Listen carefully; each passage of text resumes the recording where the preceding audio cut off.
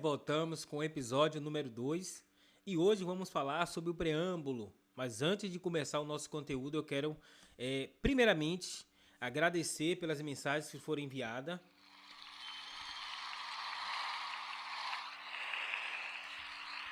Muita mensagem enviada no direct no Instagram, mensagem também enviada no perfil pessoal. O pessoal gostou do conteúdo, né? Foi o primeiro episódio, falamos sobre o que é a Constituição Federal. Se você não viu, fique tranquilo. Vou postar aqui no card, aqui em cima, você vai poder acompanhar. Mas vamos começar. O que é o preâmbulo? Nosso episódio número 2. Mas antes de começar a falar sobre o preâmbulo, eu quero falar sobre esse cidadão aqui. Quem é? Sou eu, sou Jor. Então, meu nome é Luan Borges, sou técnico judiciário, aprovado em mais de 10 aprovações de concurso. Aqui está a minha rede social, que é o Devagar e Sempre Até a Posse, que é o nosso Instagram, aqui Devagar e Sempre Até a Posse. E se você não tiver no canal, se inscreve no canal, que é esse aqui, ó, Devagar e Sempre Até a Posse, tudo bem? Então vamos avançar no nosso conteúdo, que hoje é coisa boa, hoje tem bafafá, hoje tem confusão, viu?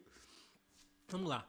Então, esse carinha aqui é Ulisses Guimarães, que foi eleito o presidente da Assembleia Nacional Constituinte de 1987. Ou seja, foi a Assembleia responsável por elaborar a nossa Constituição Federal de 1988. Então, no dia 2 de fevereiro de 1987, ele era deputado federal pelo PMDB, representando o estado de São Paulo.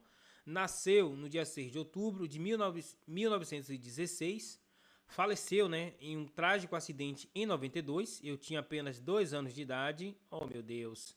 Como parlamentar, cumpriu 11 mandatos sucessivos na Câmara dos Deputados. Então, esse é o cara que conduziu os trabalhos para a gente falar sobre a nossa Constituição de 1988.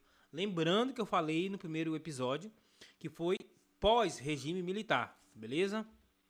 Então, o que é o preâmbulo? Nada mais é do que um texto introdutório que nele se estrutura o prefácio do texto constitucional.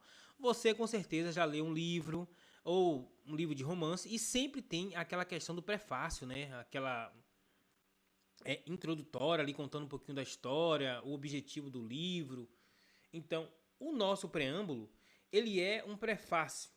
Ele vai falar qual é o objetivo, qual era a ideia que pairava quando os deputados se reuniam para elaborar a nossa carinhosa Constituição Federal de 88. Então, seu objetivo era o quê? Era explicitar os valores que guiam o texto constitucional, servindo de orientação interpretativa para a aplicação das disposições contidas na Carta Maior. Aqui você vai ver que a gente vai ter um pega para capar daqui a pouco aqui, mas vamos para frente. Aí, o que acontece? Nós estamos falando do preâmbulo e aí surgiu algumas teorias para falar qual era a força normativa do preâmbulo. Então você tem a teoria da plena eficácia, a teoria da relevância jurídica indireta. O que é cada uma dessas? Vamos por parte. Na teoria da plena eficácia, o preâmbulo, como já aduz a sua nomeação, admite que o texto vestibular da Constituição Federal possui eficácia jurídica equivalente ao restante do corpo constitucional. Porque o que acontece? Você tem o preâmbulo, que é como se fosse... na verdade, ele é o início. Ele é o início de tudo. Ou seja, aqui é uma exposição dos constituintes relatando o que a nossa Constituição Federal ela quer, qual é o desejo da Constituição Federal. Então, para a teoria de eficácia plena, o preâmbulo tem a mesma força do restante da Constituição Federal. Tem a mesma força. Não há diferença do preâmbulo para os demais temas que trata na Constituição Federal.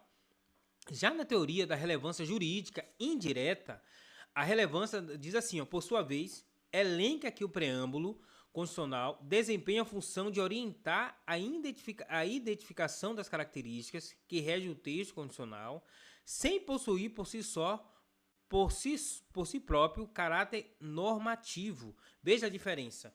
Na teoria da eficácia plena, o preâmbulo equivale ao texto constitucional. Tem a mesma equivalência. Não há diferença. Já na teoria da relevância jurídica indireta, diz assim, não, peraí, o preâmbulo ele serve para orientar, para identificar as características que regem o nosso texto constitucional. Mas ele, por si só, não tem caráter normativo. Aí começou a briga, meu amigo. Começou a briga aqui. É ou não é? Que vale? Vale ou não vale? Qual é a força do preâmbulo? Aí começou esse bafafá que eu vou te explicar agora. A teoria da irrelevância jurídica. Luan, eu tô vendo que você colocou diferente aí. Por que você colocou diferente? Olha, aqui você colocou os dois lado a lado e aqui você deu um destaque. É isso, meu amigo. Eu coloquei aqui porque essa é a teoria adotada pelas bancas de concurso e pelo Supremo Tribunal Federal. Como assim? Vamos lá. Na teoria da irrelevância jurídica, é mais aceita entre os doutrinadores do direito brasileiro. A tese afirma que o preâmbulo não está situado no corpo jurídico. Veja bem, a tese afirma que o preâmbulo não está... Que o preâmbulo não está onde? Não está situado no corpo jurídico. Não está situado no corpo jurídico. Veja bem, olha a diferença aqui. Sendo ele exclusiva manifestação das posições políticas adotadas pelo Constituinte. Olha o que eu te falei. O preâmbulo ele vai dizer assim, qual era a ideia dos Constituintes de 1988, quando elaborou a nossa Constituição Federal. Qual era a ideia que passava na mente daquelas pessoas? Olha, percebemos que é um regime pós... a Constituição Federal ela é pós-regime militar. Então, a ideia ali era de ampliar direitos, garantir as liberdades individuais. Essa era a ideia que emanava ali, sabe? Que fervia. Então, começou assim. O STF adota essa teoria e as bancas de concursos públicos adotam essa teoria. Deixa eu te falar uma coisinha muito importante. Quando o tema é direito constitucional, deixa eu te falar aqui, vem cá. Quando o tema é direito constitucional, a última palavra, quem é que dá é esse cara aqui, Quando o assunto é direito constitucional, você vai se basear no que diz o Supremo Tribunal Federal, STJ, Juiz Federal, TJ. Ninguém dá pitaco no texto constitucional. Só quem fala, só quem dá a última palavra sobre o texto constitucional é o Supremo Tribunal Federal. Grave isso, hein? Vamos embora. Aí agora, veja que texto bonito, Nós, representantes do povo brasileiro, reunidos em Assembleia Nacional Constituinte para instituir um Estado democrático destinado a assegurar o exercício dos direitos sociais e individuais, a liberdade, a segurança, o bem-estar, o desenvolvimento, a igualdade e a justiça como valores supremos de uma sociedade fraterna, pluralista e sem preconceitos, fundado na harmonia social e comprometida na ordem interna e internacional com a solução pacífica das controvérsias, promulgamos, sob a proteção de Deus, a seguinte Constituição Federal da República. Mas, Luan, eu tô vendo que você deu outro destaque aí em um termo sobre a proteção de Deus. Meu amigo, deixa eu te contar. Aqui agora vai ter um pega pra capar. Você sabe, vamos supor, quando você tem uma família composta de muitos filhos, né, de muitos irmãos, sempre tem aquela briga, né? Um acha que a mãe favorece mais o outro, um acha que é melhor do que o outro. E aqui aconteceu o seguinte, e aqui começou o fight. Por que esse fight? Todas as constituições estaduais, exceto uma, não colocou essa expressão sobre a proteção de Deus. Aí começou a briga. Os estados falaram, não, tá errado. Ele precisa colocar sobre a proteção de Deus na Constituição Federal, na Constituição Estadual dele. Quem foi? O estado do Acre. Veja bem, E aí, os demais estados falou assim, Supremo, o Acre não colocou na Constituição Estadual o termo sobre a proteção de Deus. Julgue inconstitucional. Como assim? Por que eles não colocou? Então, todos os estados, exceto o Acre aqui, exceto o Acre, não colocou essa expressão sobre a proteção de Deus. Aí agora começou a briga, meu irmão. Aí eu te pergunto, a reprodução sobre a proteção de Deus é obrigatória nas constituições estaduais? é de reprodução obrigatória? Vamos lá. Aí diz assim, ó. Dentre as constituições estaduais brasileiras, todas, com exceção da Constituição Estadual do Acre, invoca em seu texto introdutório a proteção de Deus, a sua promulgação. O plenário do Supremo Tribunal Federal, veja o que eu te falei, quando falar em texto constitucional, você vai se focar no Supremo. Considerou improcedente, por unanimidade, a ação direta de inconstitucionalidade, que é a ADI, né? ADI 2076, 276, do Partido Social Liberal PSL, contra a Assembleia Legislativa por omissão no preâmbulo daquele estado da expressão sobre a proteção de Deus. Então, aqui começou o celeuma. Aí tu fala, não, mas por que o estado do Acre não vai colocar no texto dele sobre a proteção de Deus? Só ele vai ser diferente, por quê? Aí começou. Aí o Supremo falou, gente, deixa eu te explicar uma coisinha. O preâmbulo, como eu já falei, ele tem uma irrelevância jurídica. Então, não é obrigatório essa reprodução nas constituições estaduais. Aí, assim, ó, veja o que foi decidido no Supremo Tribunal Federal. O preâmbulo não se situa no âmbito do direito, mas no domínio da política. Ave Maria, aqui os caras tomam uma canetada.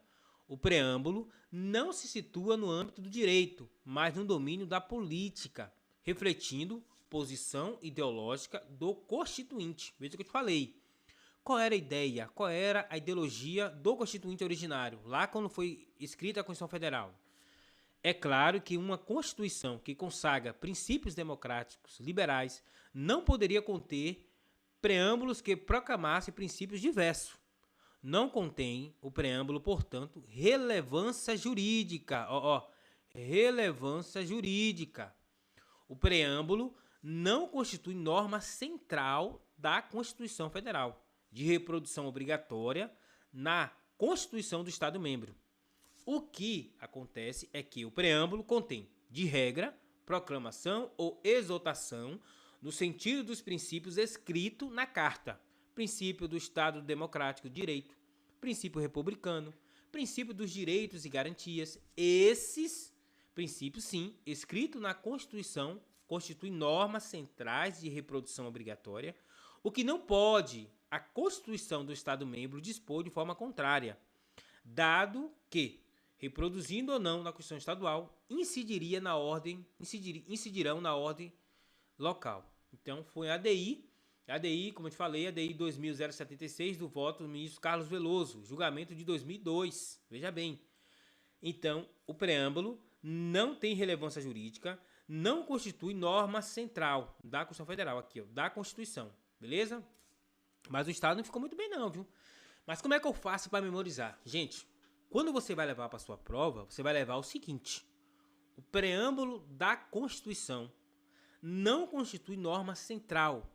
Invocação da proteção de Deus não se trata de norma de reprodução obrigatória na Constituição Estadual, não tendo força do quê? Não tendo força normativa.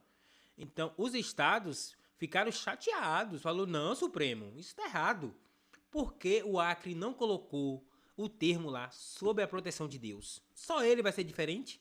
E o Supremo pacificou de forma unânime. O preâmbulo não constitui norma jurídica, não tem relevância jurídica e não é obrigatória a sua reprodução. Essa invocação da proteção de Deus, beleza? Então, como eu te falei, estamos chegando ao final da nossa aula aqui, do nosso episódio número 2. Teoria e prática, esse é o nosso lema. Vamos lá. A propósito da expressão sobre a proteção de Deus, esculpida no preâmbulo da Constituição da República, pode-se afirmar. E aí, vou dar tempo para você responder aqui. Qual é a resposta correta? Vou dar um tempinho para você. Para aí um pouquinho.